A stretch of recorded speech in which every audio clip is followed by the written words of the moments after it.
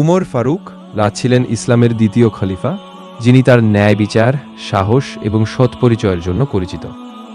একটা বিখ্যাত হাদিস তার জীবনের সঙ্গে জড়িত, যেখানে রাসূল সাল্লাল্লাহু আলাইহি ওয়াসাল্লাম বলেছেন, যদি উমর পথ দিয়ে চলে তবে শয়তান সেই পথে এড়িয়ে চলে। উমররা এর একাধিক ঘটনা আছে, যেমন তিনি মাদিনায় যখন প্রথম খলিফা হিসেবে শাসন করেন, তখন উমর ন্যায়পরায়ণতার জন্য সবাই খুব শ্রদ্ধাশীল ছিলেন। উমররা যখন খলিফা হন, তখন তিনি মানুষের অবস্থা সম্পর্কে খুব সচেতন ছিলেন। একদিন তিনি মাদিনার রাস্তায় একটি অন্ধকার রাতের মধ্যে হাঁটছিলেন। হঠাৎ তিনি একজন শিশু এবং তার মায়ের কষ্ট শুনতে পান। শিশুটি কান্না করছিল কারণ তাদের দুধ নেই। উমররা তখন নিজে রাতে মজুরির চালের দোকান থেকে খাবার এনে সেই মাকে সাহায্য করেছিলেন, যেন শিশুটি ক্ষুধার্ত না থাকে।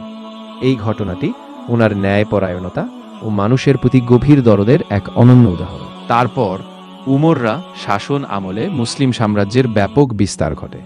তিনি প্রতিটি মুসলিমের প্রতি সুবিচার নিশ্চিত করতে কঠোর নজরদারি রাখতেন।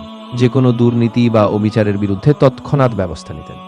তার সততা, ভয়হীনতা এবং জনগণের কল্যাণের প্রতি অটুট ভালোবাসা আজও মানুষকে অনুপ্রেরণা দেয়। তার জীবন আমাদের জন্য এক গুরুত্বপূর্ণ উদাহরণ। তারপর উমররা তার মৃত্যুর আগ পর্যন্ত ইসলামিক শাসনের ভিত্তি শক্তিশালী করেছিলেন।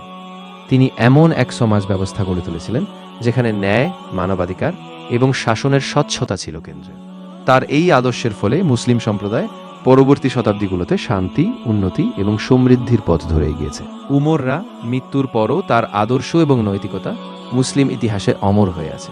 ওনার পরবর্তী খলিফারা তার পথ অনুসরণ করেন এবং মুসলিম বিশ্বে ন্যায়, সততা এবং নেতৃত্বের এক নতুন মানদণ্ড স্থাপন। উমররা এর মৃত্যুর পরও তার নীতি ও আদর্শ মুসলিম সমাজে পথ প্রদর্শক হিসেবে কাজ করে গেছে। আজও উনার ন্যায়পরায়ণতা, ধৈর্য